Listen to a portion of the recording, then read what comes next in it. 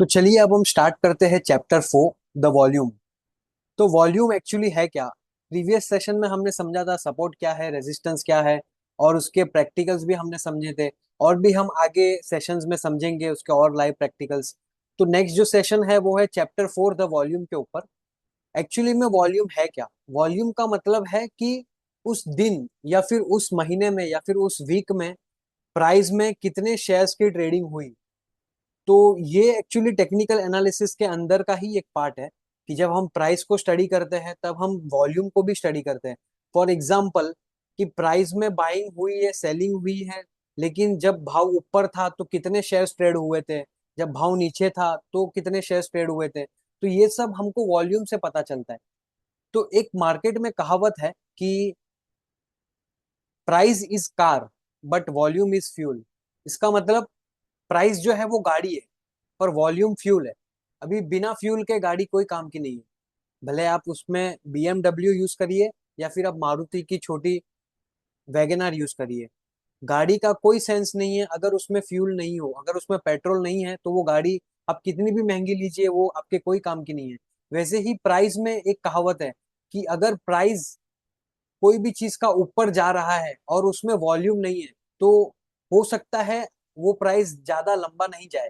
अगर समझो गाड़ी में तेल नहीं है या फिर अगर गाड़ी में पेट्रोल नहीं है या फिर कम पेट्रोल है तो गाड़ी लंबी नहीं चलेगी। वैसे ही प्राइस का है कि अगर प्राइस ऊपर जा रहा है और वॉल्यूम भी साथ में ऊपर नहीं जा रहा, इसका मतलब कहीं ना कहीं उसमें कुछ एक डाउटफुल, एक हमको एक डाउट करने का एक बनता है कि भाई क्यों प्राइस ऊपर जा रहा है लेकिन वॉल्यूम ऊपर नहीं जा रहा है। तो ये सब हम एक स्टोरी के जरिए, मतलब एक स्टोरी से समझेंगे। तो अभी इसमें क्या है कि प्राइस, वॉल्यूम एंड रिजल्ट। तो अगर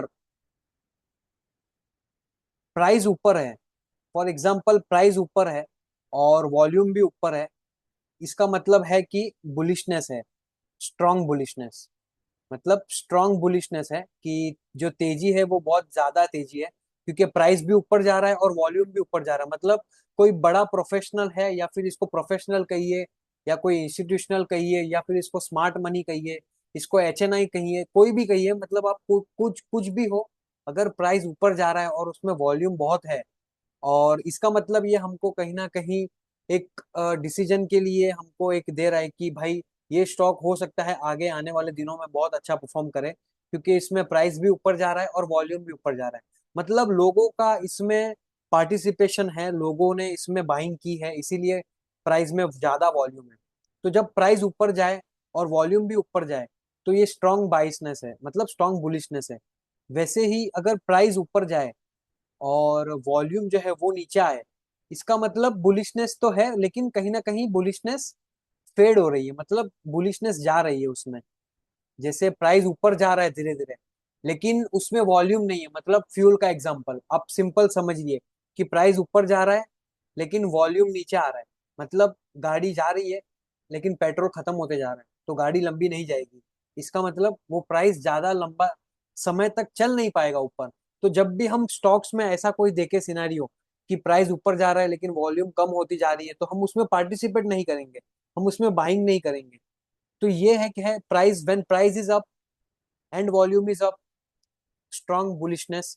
प्राइस जब ऊपर है और वॉल्यूम नीचे आ रहा है, मतलब जो बुलिशनेस है वो तो है लेकिन उसमें फेड हो रही है, मतलब बुलिशनेस फेड हो रही है। तो जैसे मैंने बताया था कि प्राइस ऊपर है और वॉल्यूम ऊपर है, इसका मतलब स्ट्रॉन्ग बुलिशनेस है।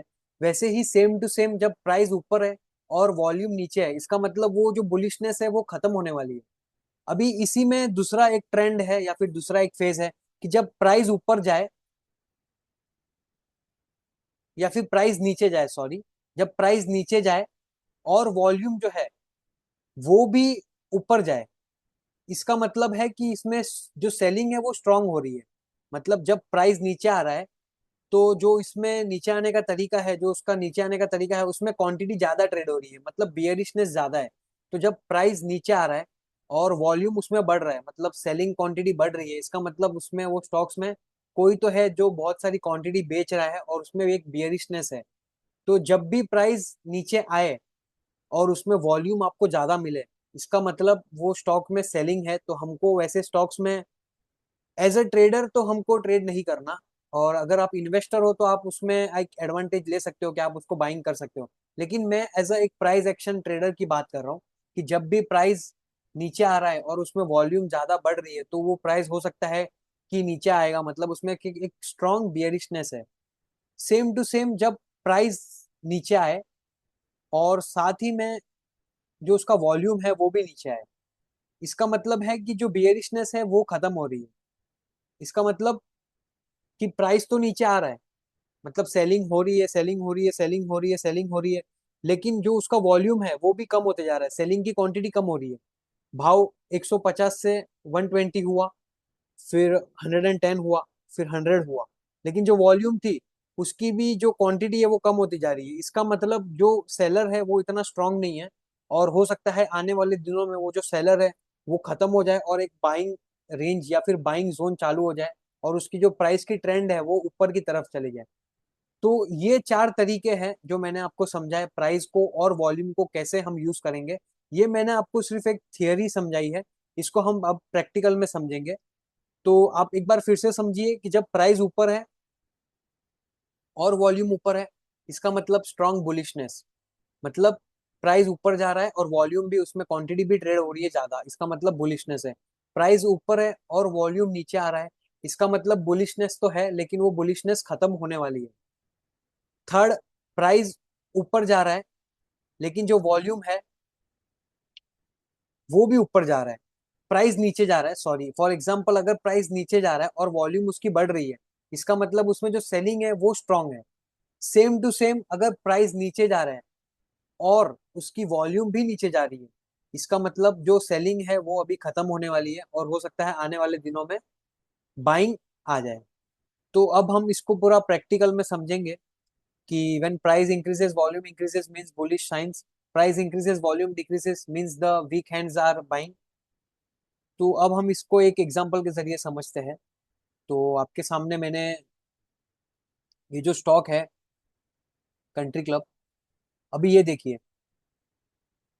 ये प्राइस देखिए सिंपली,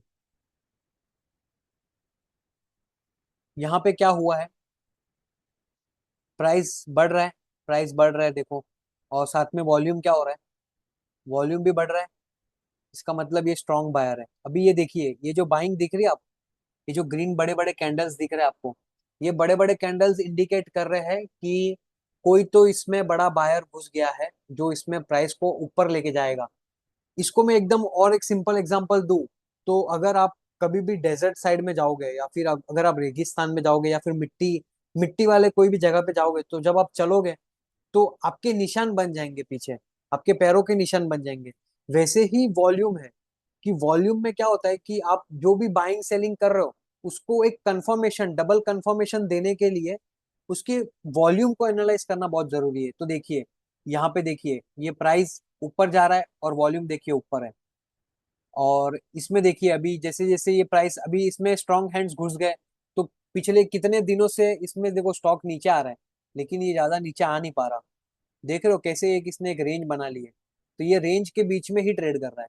देखो ये साइडवेज हो गया है, जैसे मैंने आपको बताया था कि तीन फेज होते हैं, बुल बुल फेज जब प्राइस ऊपर जाता है, बियर फेज जब प्राइस नीचे आता है, और एक साइडवेज फेज होता है जहां पे प्राइस कहीं नहीं जाता, ना ऊपर जाता है ना नीचे जाता है। तो ये एक वो फेज चालू है अभी इसमें, और आने वाले दिनों में इसमें बुलिस, मतलब वापस से इसमें एक अपसाइड जो है वो आने वाले दिनों में आपको देखने को मिलेगी।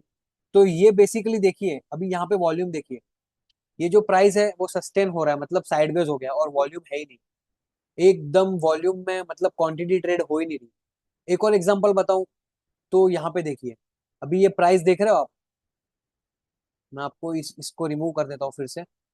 तो यहाँ पे देखो ये प्राइस नीचे गया, ये प्राइस देख रहे हो यहाँ पे कितना नीचे चले गया, ऑलमोस्ट 450 से प्राइस 350 पे आ गया, लेकिन वॉल्यूम देखो, कोई वॉल्यूम ही नहीं है इसमें, जीरो वॉल्यूम या फिर एकदम कम वॉल्यूम, और प्राइस देखो फिर कैसे रिवर्स कर गया। देख रहे हो, ये एक रेजिस्टेंस को इसने ब्रेक किया, और अभी जैसे मैंने बताया था कि रेजिस्टेंस के आसपास प्राइस कैसा बिहेव करे, उससे हम पता करेंगे कि स्टॉक क्या हो सकता है आने वाले दिनों में, ऊपर जाएगा या नीचे जाएगा।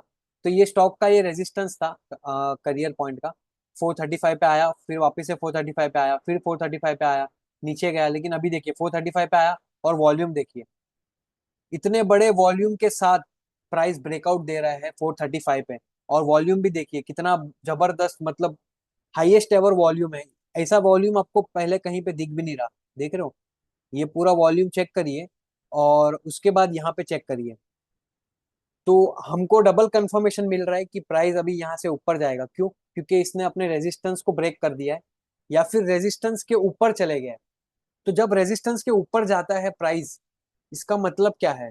इसका मतलब यही है कि जो भी इसमें यहाँ पे सेलर थे वो सब एग्जिट कर गए और सेलर्स का प्रेशर इतना है नहीं, इसीलिए तो वो प्राइस ने ये रेजिस्टेंस को ब्रेक किया।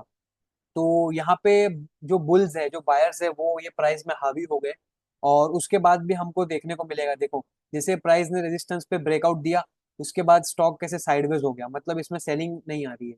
अगर किसी को समझिए, अगर ये रेजिस्टेंस पे प्राइस, अगर कोई सेलर होता सही में और उसको वो बेचता स्टॉक को, तो स्टॉक में क्या होता?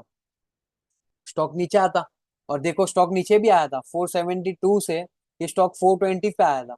लेकिन यहाँ पे देखो हमको नहीं निकलना है यहाँ से। क्यों? क्योंकि इसमें वॉल्यूम ही नहीं है।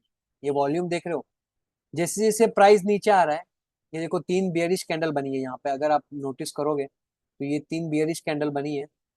अब देखो ये तीन बियरिश कैंडल और ये तीन वॉल्यूम देखो, देख रहे हो, जैसे तीन कैंडल्स में इसने नीचे आया और वॉल्यूम भी नीचे आएगी। तो मैंने आपको बताया था जैसे जैसे प्राइस नीचे आएगा और वॉल्यूम भी नीचे आएगी, इसका मतलब जो सेलर है वो यहाँ पे हावी नहीं है, और हो सकता है बाइंग आ जाए। और उसके बाद देखो बाइंग आई प्राइस में, और प्राइस 444 से सीधा 512 के आसपास गया। तो ये एक एग्जांपल था कि कैसे प्राइस और वॉल्यूम, इन सबको मिक्स करके हम एक स्टॉक में एनालिसिस करते हैं और हम स्टॉक को एक स्टोरी के जैसे प्ले करते हैं। तो अभी जैसे मैंने बताया कि ये एक सपोर्ट लेवल था इसमें, ये सपोर्ट लेवल है। सपोर्ट लेवल वो लेवल है जहां से प्राइस सपोर्ट लेता है और फिर ऊपर जाता है। तो यहाँ पे ये 1 2 3 4 5, यहाँ पे इसने इतनी बार सपोर्ट ले लिया। और यहाँ पे देख रहे हो, मैंने आपको एक गैप अप का कॉन्सेप्ट डिस्कस किया था। प्राइस गैप अप हुआ, अभी यहाँ पे ये क्लोज देखो, ये जो प्राइस है ये क्लोज हुआ था कहाँ पे? 484 पे। ये जो देख रहे हो यहाँ पे आपको क्लोज प्राइस दिख रहा है, ये देखो 484 पे क्लोज हुआ था और यहाँ पे ओपन कितने पे हुआ? 505 पे। अभी जब प्राइस 484 पे क्लोज हुआ और दूसरे दिन प्राइस सीधा 505 पे खुला, इसका मतलब क्या? बुलिशनेस। बुलिशनेस मतलब आने वाले दिनों में इसमें तेजी आ सकती है।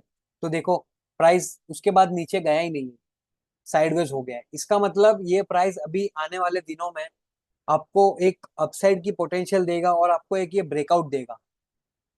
सिंपल है, क्योंकि देखो यहाँ पे प्राइस में बाइंग हुई, वॉल्यूम देख रहे हो इतना बड़ा, कोई जो प्रोप्राइटरी बोलो इसको या हेज फंड बोलो या स्मार्ट मनी बोलो, इसमें एंट्री ले ली है इसने।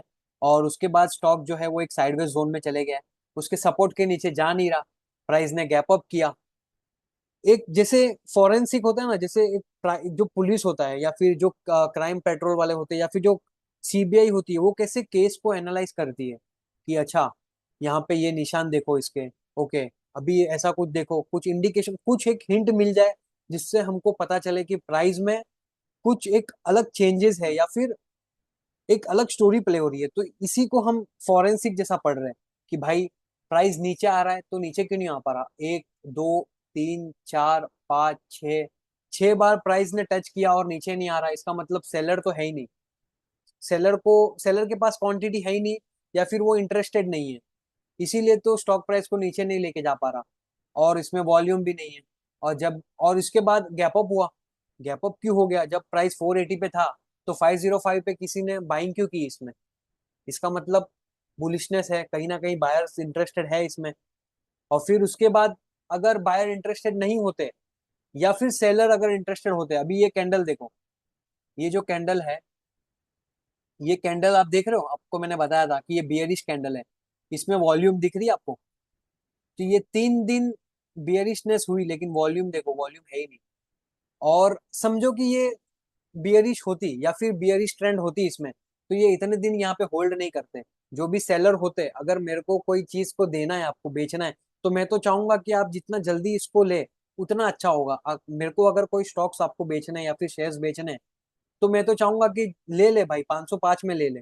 लेकिन आपने वो जो प्राइस है या फिर जो स्टॉक है उसको 505 में नहीं सेल किया, उसके बाद प्राइस देखो साइडवेज हो गया, और प्राइस साइडवेज होने के बाद एक रेंज में अटक गया है।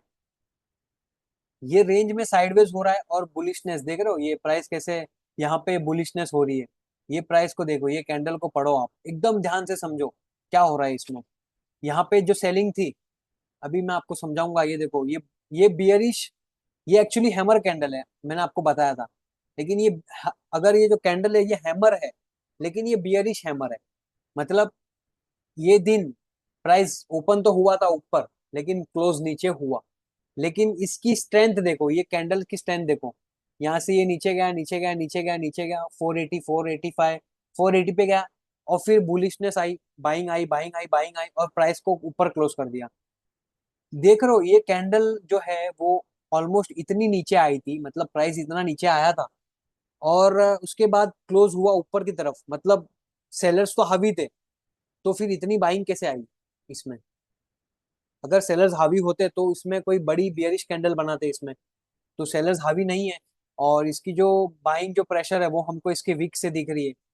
ये जो वीक बनी है इसके अंदर, ये जो आप वीक देख रहे हो, आपको मैं दिखाता हूँ, ये देखो, ये जो वीक बनी है, इसका मतलब कहीं ना कहीं तो बायर इसमें इंटरेस्टेड है, और सेलर्स इसमें इंटरेस्टेड इतने दिख नहीं रहे। मतलब सेलर्स तो बेच रहे, लेकिन थोड़ा थोड़ा क्वांटिटी बेच रहे हो, उनका इंटरेस्ट नहीं दिख रहा है इसमें।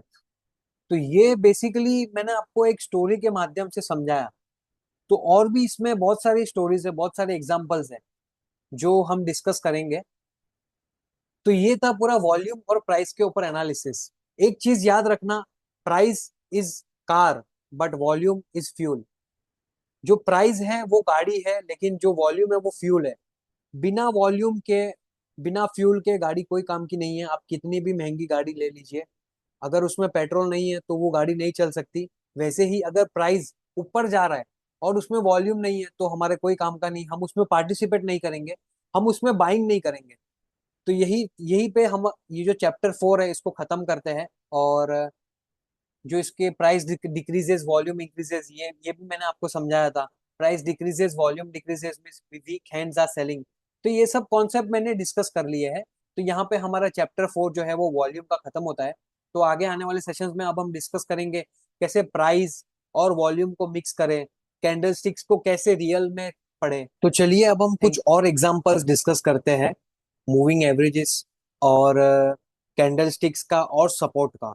मूविंग एवरेजेस जो है वो हम नेक्स्ट सेशन में करेंगे, और ये सेशन में अब हम और एग्जांपल्स में आपको बताऊंगा कि कैसे हमको प्राइस को एनालाइज करना है, कैसे कैंडल स्टिक्स पैटर्न जो हमने पढ़ी बेसिक बेसिक वो हमको देखनी है, और कैसे हमको उसमें वॉल्यूम्स के साथ कंपेयर करना है। तो मैंने आपको बताया था कि सपोर्ट एक ऐसा एरिया है जहां से प्राइस रिवर्स करता है। तो अभी ये देखिए, ये एरिया देखिए, ये आप देख रहे हो, 1, 2, 3, 4, 5। अभी यहाँ पे देखिए, ये जो एक एरिया था ये सपोर्ट एरिया था। क्यों था? क्योंकि प्राइस एक बार यहाँ से ऊपर गया, दूसरी बार यहाँ से ऊपर गया, तीसरी बार यहाँ से ऊपर गया, फोर्थ टाइम यहाँ से ऊपर गया, और अभी अभी आप देखिए कि फिफ्थ टाइम यहाँ पे इसने टच नहीं किया, और फिर ये नीचे आके इसने सपोर्ट को ब्रेक कर दिया। अभी यहाँ पे हमको ये देखना है कि जब भी सपोर्ट ब्रेक हो तो उसमें वॉल्यूम है या नहीं।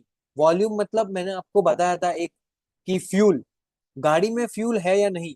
तो वो हमको कैसे पता चलेगा? ये देखिए, अभी ये यहाँ पे जो कैंडल है, ये कैंडल ने इसको ब्रेक किया। अभी मैंने आपको बताया था एक गैप गैप अप और गैप डाउन वाली थियरी। तो यहाँ पे ये जो है ये गैप डाउन हुआ है, देख रहे हो प्राइस में। प्राइस यहाँ पे कितने पे क्लोज हुआ था? ये देखिए, यहाँ पे जो ये मैंने एंजल का प्लेटफॉर्म जो है वो लॉग इन किया है, और इसमें यहाँ पे ओपन, ये ओपन है। ये ओ जो लिखा है ये ओपन प्राइस है, ये एच जो लिखा है ये इसका हाई प्राइस है, एल जो लिखा है ये इसका लो प्राइस है, और सी जो लिखा है वो इसका क्लोज प्राइस है। तो अभी ये जो ओपन हाई लो क्लोज, ये कौन सा ओपन हाई लो क्लोज है? ये 1 डे का है। यहाँ पे मैंने टाइम फ्रेम देख रहे हो, ये टाइम फ्रेम जो है ये मैंने 1 डे सिलेक्ट किया है। तो 1 डे का टाइम फ्रेम में जो भी इसका ओपन होगा, जो भी इसका लो होगा, जो भी इसका क्लोज होगा, जो भी इसका हाई होगा, open high low close 1 day का दिखाएगा वो। अगर यहाँ से मैं टाइम फ्रेम को चेंज कर दूं और मैं 1 वीक कर दूं, तो यहाँ पे हर एक कैंडल बताएगी उस पूरे वीक का। फॉर एग्जाम्पल यहाँ पे देखिए, अभी ये जो कैंडल है, ये कैंडल 30 सितंबर की है। यहाँ पे आप देख रहे हो, ये मैंने यहाँ पे आपको दिखाने के लिए एक ये एरो बनाया है। ये जो ब्लू लाइन देख रहे हो, ये 30 सितंबर की कैंडल है। 30 सितंबर के बाद नेक्स्ट कैंडल देखो कहाँ पे है, 7 अक्टूबर। इसके बाद नेक्स्ट कैंडल देखो कहाँ पे है, 14 अक्टूबर। तो ये हर एक कैंडल एक एक वीक की बन रही है। इसका मतलब ये हर एक कैंडल का ओपन, हाई, लो और क्लोज उस वीक में क्या था वो रहा बताए, वो बताएंगे हम इसमें। तो ये वो कैंडल का ओपन है। अभी ये वीक में इसका ओपन हाई क्लोज क्या था वो हम चेक करेंगे। तो ये यहाँ पे 30 सितंबर का ओपन था 1519। उसका जो लो था वो 1831 था, 1381। उसका जो हाई था वो 1525 था, और उसका जो क्लोज था वो 1386 था। तो ये था उसका ओपन, उसका हाई, उसका लो और उसका क्लोज 1 वीक के लिए। क्यों उसका 1 वीक है? क्योंकि हमने यहाँ पे जो इसका टाइम फ्रेम सिलेक्ट किया है वो 1 वीक का है। तो हर एक कैंडल एक वीक को रिप्रेजेंट करती है कि उस 7 दिन के अंदर रिलायंस के शेयर्स ने कौन सा हाई मारा था, मतलब कौन से भाव पे वो सबसे हाईएस्ट ट्रेड हुआ था, मतलब सौदा कौन से भाव पे हाईएस्ट हुआ था। तो ये वो प्राइस है, 21525। तो 1525 एक ऐसा प्राइस था जहां पे रिलायंस इंडस्ट्रीज अपने हाईएस्ट प्राइस पे ट्रेड हुआ था। उसके बाद उसका लो क्या था, 1381। तो ये उसका सबसे लोवेस्ट पॉइंट था। वैसे ही उसका क्लोज क्या था, 1386। तो 1386 पे ये उस हफ्ते में क्लोज हुआ था। अगर मैं यहाँ से टाइम फ्रेम को चेंज करके 1 डे कर दूं, तो अभी देखिए, अभी ये पूरा चेंज हो जाएगा। अभी ये जो मैंने आपको टाइम फ्रेम बताया, इसमें ये 1 डे का मैंने टाइम फ्रेम सिलेक्ट किया है। तो अभी जो भी कैंडल हम देख रहे हैं यहाँ पे, ये हर एक दिन की कैंडल है। अभी यहाँ पे देखिए, एक, ये दो, ये तीसरी और ये चौथी, ये 4 कैंडल है। ये चारों लाइन को देखिए, ये 27 सितंबर की है। और फिर ये देख रहे हो 30 सितंबर। ये 30 सितंबर, सितंबर क्यों है? क्योंकि यहाँ पे वीक डे या फिर हॉलीडे होगा बीच में, इसीलिए ये कैंडल्स क्या स्किप हुई है। 30 सितंबर के बाद देखिए 1 अक्टूबर, इसका मतलब 31 को भी कुछ हॉलीडे था। उसके बाद देखिए ये 3 अक्टूबर, उसके उसका मतलब यहाँ पे भी कुछ ना कुछ ब्रेक था। उसके बाद देखिए ये 7, ये 8, ये 9, ये 10, ये 11, ये 12। देख रहे हो कैसे हर एक कैंडल एक एक दिन की है। अभी ये जो कैंडल है वो उस पूरे डे की है। मतलब अभी ये जो कैंडल है यहाँ पे, ये अगर मैं आपको बताऊं, तो ये कैंडल पूरे डे की कैंडल है। उस कैंडल का पूरा डे का मतलब उस दिन में उसने क्या हाई बनाया, क्या लो बनाया, क्या उसका ओपन था और क्या उसका क्लोज था। तो ये कैंडल जो क्लोज हुई थी वो 1478 पे क्लोज हुई थी। तो अभी हमको क्या देखना है, अभी ये टाइम फ्रेम मैंने आपको बताया कि कैंडल सिक्स को देखने के टाइम फ्रेम कौन से 1 डे है, 1 वीक है, 1 मंथ है। अगर मैं 1 मंथ कर दूं, तो अभी ये कैंडल हर एक मंथ की बनेगी। अभी यहाँ पे देखिए, control we, control we, control we. ये देख रहे हो, ये तीनों कैंडल पे जो मैंने लाइन बनाई है यहाँ पे, ये हर एक कैंडल जो है वो देखो, 1 जनवरी, 1 फरवरी, 1 मार्च। इसका मतलब क्या कि हर एक कैंडल उस मंथ को रिप्रेजेंट कर रही है कि उस एक महीने में उसका ओपन क्या था, उसका लो क्या था, उसका हाई क्या था, उसका क्लोज क्या था। तो ये हमने सीखा ओपन, हाई, लो, क्लोज और टाइम फ्रेम।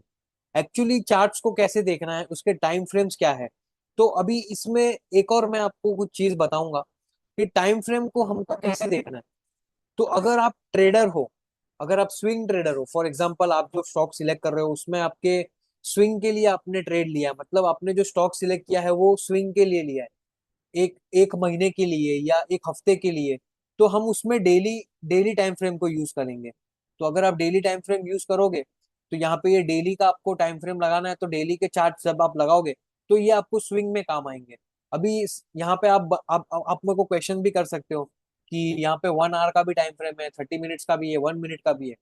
तो इसमें ऐसा है कि ये आप जितना टाइम फ्रेम कम करते जाओगे, जितना टाइम फ्रेम को आप कम करोगे, मतलब ये 1 डे का जो स्टोरी है, ओपन, हाई, लो, क्लोज क्या हुआ है, वो 1 डे का है। अगर मैं 1 आवर करूँ तो ये हर एक एक घंटे की कैंडल बनेगी।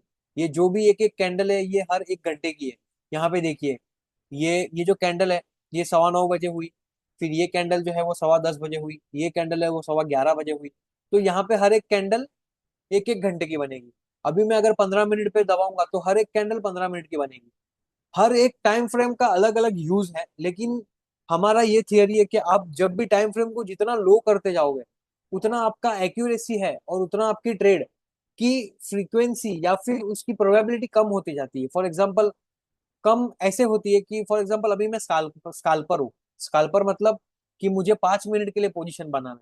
5 मिनट के लिए पोजीशन मतलब अभी मैं बाइंग करूंगा कुछ, और 5 मिनट बाद मैं उसको बेच दूंगा, वो शेयर को लेके बेच दूंगा 5 मिनट में, तो मेरे को 1 मिनट की टाइम फ्रेम जो है वो मेरे को काम आएगी, क्योंकि 1 मिनट की टाइम फ्रेम में मुझे पता चलेगा कि अच्छा बायर ने ये ओपन हाई, ये ओपन था, ये लो था।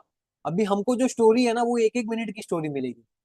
जैसे 1 महीने की स्टोरी मिलती थी, ओपन हाई लो क्लोज, कैसे वो कैंडल ने बिहेव किया, वो कौन से प्राइस पे ओपन हुआ, कौन से प्राइस पे उसका क्लोज था, ऊपर से सेलिंग आई तो वो कैंडल कैसी बनी, नीचे से बाइंग आई तो उसकी कैंडल कैसी बनी।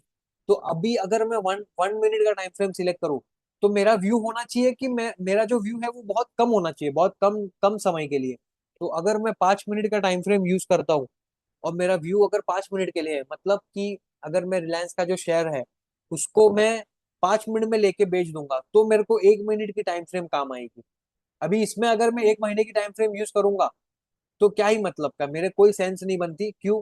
क्योंकि 1 महीने का टाइम फ्रेम देख के मैं 1 मिनट की ट्रेड या 5 मिनट की ट्रेड नहीं लूंगा। अगर मुझे 1 मिनट का ट्रेड एक अगर मुझे 5 मिनट का ट्रेड लेना है, मतलब 5 मिनट के अंदर ही मुझे शेयर्स को लेके बेचने हैं, तो मैं 1 मिनट का टाइम फ्रेम यूज करूंगा। उससे उससे मुझे पता चलेगा कि भाई मार्केट में क्या बिहेवियर हो रहा है। तो ये रहा टाइम फ्रेम के बारे में बेसिक।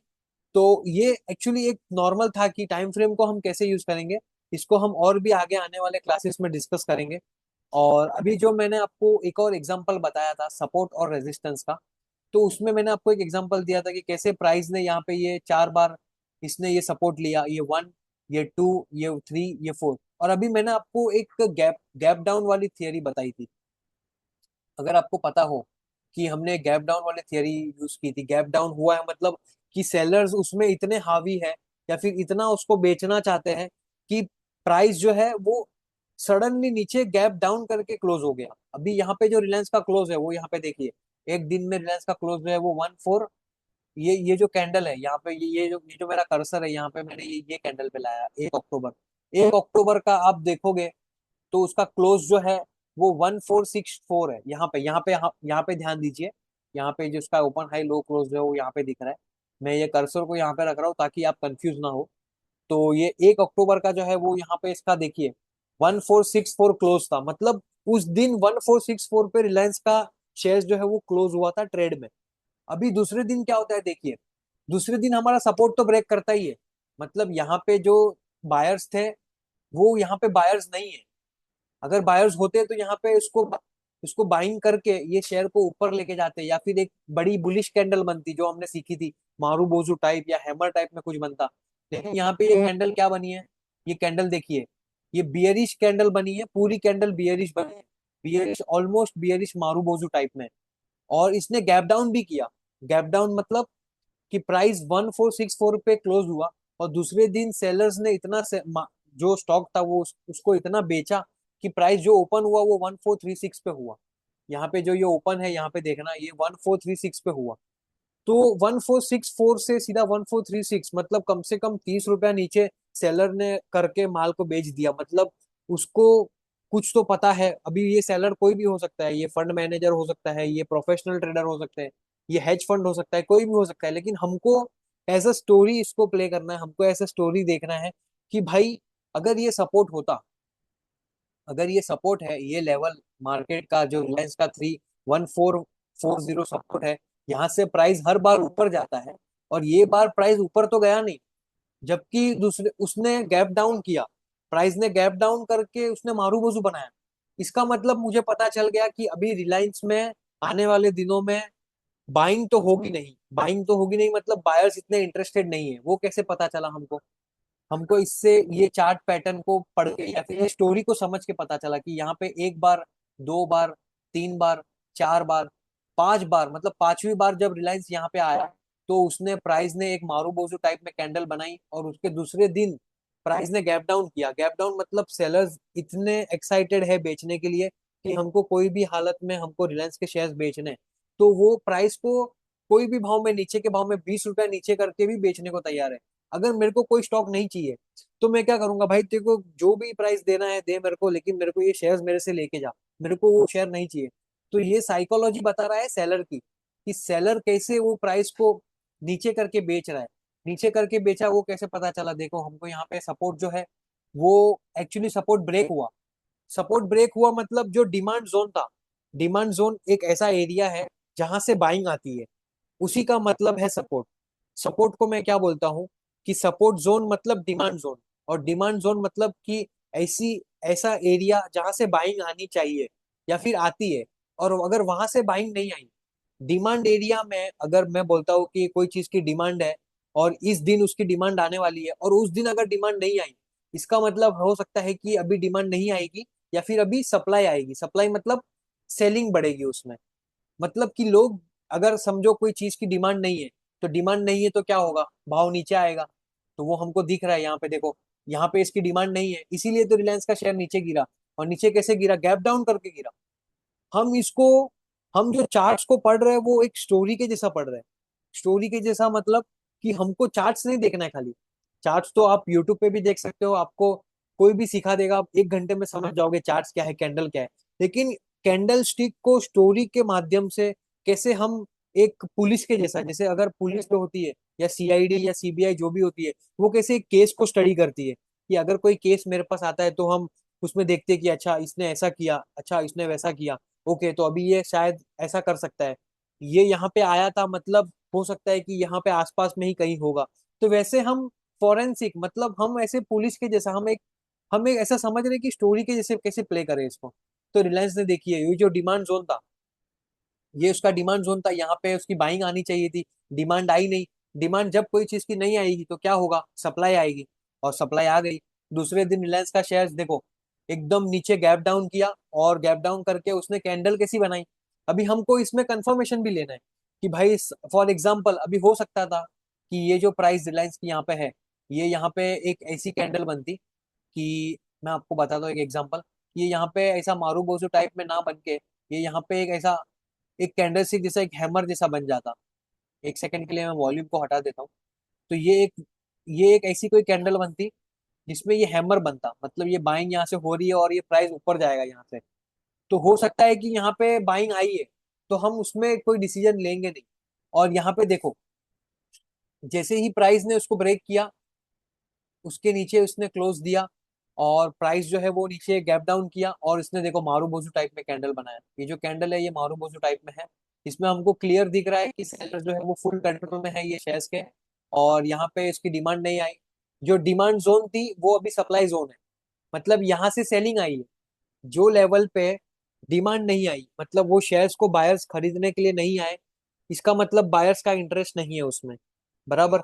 अगर इंटरेस्ट होता तो वो यहाँ पे वापस बाइंग करते, और यहाँ पे कुछ ऐसी बुलिश कैंडल बनती, और फिर स्टॉक प्राइस ऊपर जाता, तो यहाँ से हमको कंफर्मेशन मिलता, फिर हम एंटर करते यहाँ पे कहीं पे। लेकिन इसने क्या किया, इसने ये जो रेंज था इसको ब्रेक किया, और ब्रेक करने के बाद ब्रेक भी कैसे किया, नॉर्मल ब्रेक नहीं किया, गैप डाउन।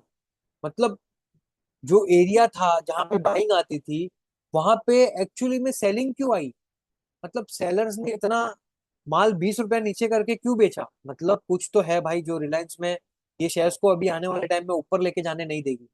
और ऐसा ही कुछ हुआ रिलायंस में, देखो उसके बाद शेयर प्राइस जो है वो उसने ये जो डिमांड जोन थी उसको ब्रेक किया, और उसके बाद ये शेयर प्राइस नीचे आ गया, वहां से गैप डाउन किया। यहाँ पे ये गैप देख रहे हो आप, ये गैप एरिया है, और यहीं पे ये देखिए, ये मैं डिमांड जोन को बना देता हूँ, और यहीं पे ये देखिए ये गैप डाउन हुआ रिलायंस में। और जो प्राइस है वो उसके बाद देखो कैसे, रिलायंस का शेयर जो है वो, ये लेवल जो था 1452 से आज कहाँ पे ट्रेड कर रहा है, 1285। ऑलमोस्ट रिलायंस का शेयर जो है वो अप्रोक्स उस लेवल से कम 15%, 11% नीचे है यहाँ से, ये देखिए 11% डाउन है रिलायंस का शेयर। तो अगर हम इसमें इन्वेस्टर होते, और समझो फॉर एग्जांपल अगर मुझे रिलायंस के शेयर बाय करने होते और मैं यहाँ कहीं पे होता, फॉर एग्जांपल यहाँ कहीं पे होता, तो अगर कोई इन्वेस्टर अवेयर नहीं होता तो वो क्या करता, रिलायंस के शेयर्स ले लेता। और अगर ट्रेडर होता फॉर एग्जांपल, समझो इन्वेस्टर तो कोई भी भाव में ले ले, उसको अगर शेयर प्राइस बेचना है, अगर उसको 1 साल बाद बेचना है, तो वो कोई भी भाव में ले ले, उसको कोई फर्क नहीं पड़ता। लेकिन इन्वेस्टर भी कैसे कौन से लेवल पे ले, जिससे उसको पता चले कि ये भाई चलो ये एक लेवल है कि यहाँ पे मैं बाइंग करूंगा तो मुझे एक अच्छा एडवांटेज मिलेगा। तो यहाँ पे इसने क्या किया, ये देखिए यहाँ पे अगर मुझे बाइंग करनी होती, तो मैं भाई अभी मैं बाइंग नहीं करता, ये कैंडल देख के, यहाँ पे ये जो कैंडल हुई है, आप यहाँ पे ध्यान देना, अभी ये जो कैंडल बनी है, यहाँ पे मैं बाई नहीं करता। अभी मुझे रिलायंस के शेयर्स बाय करने थे लेकिन मैं बाय नहीं करूंगा, क्योंकि भाई ये देखो ये स्टोरी तो ऐसी प्ले हो रही है जहां से बाइंग और सेलिंग आ रही थी, जहां पे बाइंग आ रही थी जो शेयर्स की, वहां पे अब सेलिंग आ रही है। तो मैं भाई यहाँ पे क्यों बाई करूं? मैं भाई यहाँ पे नहीं करूंगा, मैं वेट करूंगा। और मैंने वेट किया, क्योंकि मैंने टेक्निकल एनालिसिस, क्योंकि मैंने स्टॉक प्राइस को कैसे पढ़ना है, कैसे समझना है, कैसे सीख के उसको अप्लाई करना है एज अ स्टोरी, उसको मैंने जाना। और मुझे इसका एडवांटेज हुआ, देखो मैंने यहाँ पे उसमें बाइंग नहीं की। उसके बाद रिलायंस का शेयर शेयर जो है मुझे 1450 के बदले आज 1280 में मिल रहा है, 11% नीचे मिल रहा है। तो ये एडवांटेज होता है, और ऐसे हम सपोर्ट और रेजिस्टेंस को प्ले करते हैं, और ऐसे हम स्टॉक्स को एनालाइज करते हैं। ये तो मैंने सिर्फ आपको एक एक एग्जांपल दिया है कि कैसे हम इसको एनालाइज कर रहे हैं। इसमें इतने सारे कॉन्सेप्ट्स है, इसको इतने एडवांस लेवल पे हम लेके जाएंगे। जो हमारा अल्टीमेट और एडवांस कोर्स होगा, उसमें आप आपके एक्चुअली पूरा ब्रेन, आपकी जो ब्रेन की सेल्स है वो ओपन हो जाएंगी कि यार ऐसे तो हमने कभी सोचा ही नहीं था कि यार ये स्टोरी कैसे हो सकती है। तो आपको ये समझने मिलेगा। अभी देखिए मैं आपको फिर से हमारे कोर्स पे लेके जाता हूँ। तो मैंने वॉल्यूम का आपको एक दिया था, वॉल्यूम, जैसे price is car then volume is fuel. तो यहाँ पे वॉल्यूम देखो, वॉल्यूम देख रहे हो कितनी बड़ी बड़ी वॉल्यूम की कैंडल बन रही है। इतने बड़े बड़े कैंडल में वॉल्यूम हो रही है। और इतने बड़े बड़े कैंडल्स में जब शेयर्स जो इसकी कैंडल स्टिक है वो बोझ टाइप में बन रहा है। यहाँ पे मैं साइकोलॉजी समझू तो प्राइस यहाँ पे ओपन हुआ और थोड़ा ही ऊपर गया, मतलब बायर्स ने उस दिन उतना इंटरेस्ट दिखाया ही नहीं। और प्राइस ने सीधा सेलिंग किया, इतना सेलिंग आया उसमें कि सीधा प्राइस 1400 पे आ गया। और वो हमको पता चला कैसे, वॉल्यूम से। ये देखो वॉल्यूम, इतना बड़ा वॉल्यूम हुआ। अगर कोई छोटा मोटा वॉल्यूम होता तो फिर भी हमको एक डाउट करने वाला वो था कि भाई अगर इसमें सेलिंग आई है, अगर डिमांड जोन पे सेलिंग बनी है और डिमांड नहीं है तो सप्लाई आएगी, और सप्लाई आई, जब सप्लाई आई तो वॉल्यूम क्यों कम है? तो हम उसमें फिर एक डाउट क्रिएट कर सकते हैं। फिर हम एक, हमारा जो भी पोजीशन लेना है हमको, हम 100% पोजीशन ना लेके हम सिर्फ 20% पोजीशन लेंगे। समझ रहे हो? तो यहाँ पे देखो, यहाँ पे ये वॉल्यूम देखो और ये वॉल्यूम देखो, यहाँ पे कितना बड़ा वॉल्यूम बना है। तो हमको एक एक और कंफर्मेशन मिल गया कि भाई अभी तो रिलायंस का शेयर नीचे ही जाएगा या फिर नीचे ही रहेगा। ये 80%, 90%, 95% ऑफ द प्रोबेबिलिटी है। ये 100% नहीं है, प्रोबेबिलिटी है। लेकिन प्रोबेबिलिटी भी एक चीज होती है कि भाई 20% चांसेस है, कि 50% चांसेस है, कि 80% चांसेस है। तो मुझे लग रहा है यहाँ पे कि हमको देख के लग रहा है, हमको चार्ट को पढ़ के हमको समझ के पता चल रहा है 90% ऑफ द चांसेस है कि यहाँ से जो रिलायंस का शेयर है वो नीचे नीचे ही जाएगा। 90%, 10% हो सकता है कुछ भी हो जाए। 10% तो कोई चांसेस है ही नहीं कि भाई कुछ भी हो सकता है। हम तो यहाँ पे एनालाइजर है, हम यहाँ पे समझ रहे हैं, हम सीख रहे हैं। हम ट्रेड कैसे करना है, क्या प्रोबेबिलिटीज पे कैसे जगह पे ट्रेड लेना है ताकि हम प्रॉफिट में रहे। हमको प्रॉफिट कैसे हो वो हमको सीखना है, बराबर। तो यहाँ पे ये देखिए, ये स्टॉक प्राइस नीचे गया और वॉल्यूम देख रहे हो। वॉल्यूम आप यहाँ पे देखो, वॉल्यूम देखो एकदम नीचे। अभी ये वहां पे बाइंग आई देखो। अभी ये कैंडल देखो, अभी आप बोल सकते थे कि सर देखो यहाँ पे बाइंग आई है।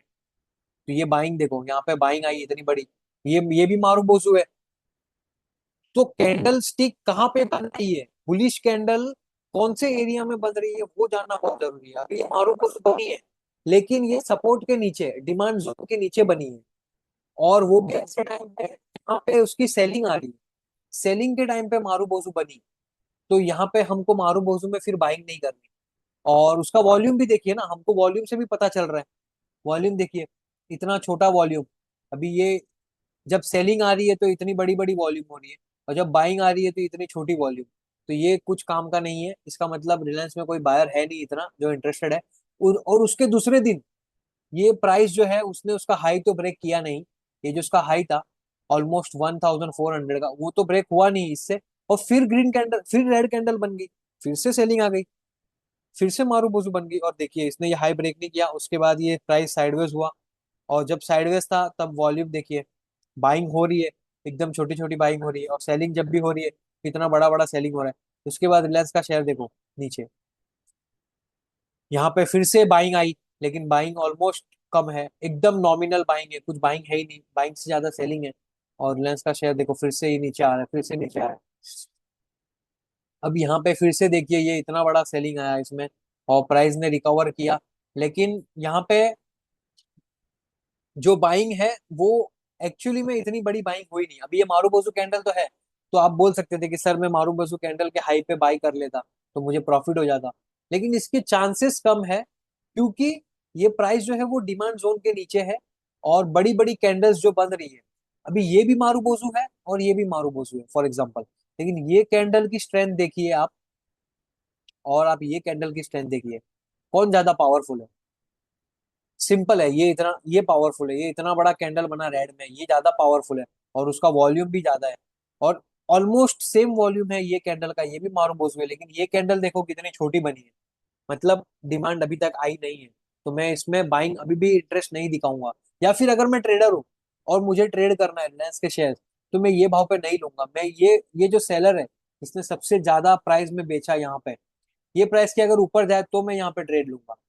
तो ये एक एग्जांपल था, और भी हम समझेंगे कि कैसे हम इसमें, और मूविंग एवरेजेस को हम नेक्स्ट सेशन में समझेंगे, मूविंग एवरेजेस को कैसे हम बाइंग के लिए हम यूज कर सकते हैं, हम दूसरे जो भी टूल्स है उसको कैसे यूज करें।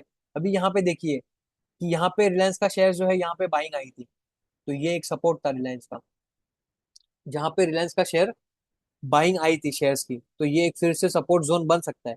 तो अभी हमको देखना है कि ये अभी सपोर्ट जोन है यहाँ पे, तो यहाँ पे अगर कैंडल सिक्स क्या बिहेव कर रही है वो समझना बहुत जरूरी है। तो अभी कैंडल सिक्स देख रहे हो आप, जो इसकी सेलिंग है वो थोड़ी थोड़ी कम होती जा रही है, क्योंकि यहाँ पे सेलिंग देखो, ये सेलिंग में वॉल्यूम देखो कितनी बड़ी बड़ी है, ठीक है, और ये सेलिंग में वॉल्यूम देखो, ये भी यहाँ पे भी भाव नीचे आ रहा है लेकिन वॉल्यूम है ही नहीं। ये इतना बड़ा वॉल्यूम है यहाँ पे, और यहाँ पे इतना छोटा वॉल्यूम, मतलब कहीं ना कहीं अभी सेलिंग इसमें थोड़ी कम हो रही है। समझ रहे हो मैं कैसे इसमें एक वो स्टोरी को प्ले कर रहा हूँ, कि अभी इसमें सेलिंग तो आ रही है, लेकिन सेलिंग देखो कैसे छोटी छोटी कैंडल बन रही है, और इसका पहले प्रीवियसली यहाँ पे सपोर्ट भी है, यहाँ यहाँ से रिलायंस का शेयर जो है वो ऊपर भी गया था, तो ये एक एक और सपोर्ट जोन है। तो ऐसे हमने प्राइस को एनालाइज करते हैं, ऐसे हम एक बेसिक कैंडल स्टिक को समझते हैं, और भी हम एग्जांपल डिस्कस करेंगे, बहुत सारे कैंडल स्टिक्स के एनालिसिस करेंगे, बहुत सारे स्टॉक्स को डिस्कस करेंगे, बहुत सारे स्टॉक्स को, इसको चार्ट्स को डिस्कस करेंगे। हमारे जो भी एडवांस टॉपिक्स है, हमारे जो भी अल्टीमेट टॉपिक्स है, वो हम इसमें ये तो सिर्फ एक आपको नॉर्मल स्टोरी, एक छोटी सी स्टोरी बताई है। ऐसे बहुत सारे स्टॉक्स है, बहुत सारे एग्जांपल्स है, जहां पे आपको प्रोबेबिलिटी 90% प्रोबेबिलिटी वाले ट्रेड्स भी हम आपको बताएंगे कैसे लिए जाएंगे। तो यहाँ पे हमारा बेसिक जो है ये हमने क्लियर आज कवर किया, और फिर नेक्स्ट जो हमारा चैप्टर है, हमने सपोर्ट रेजिस्टेंस को कवर किया, वॉल्यूम को कवर किया। तो thank you guys, next session में मिलते हैं।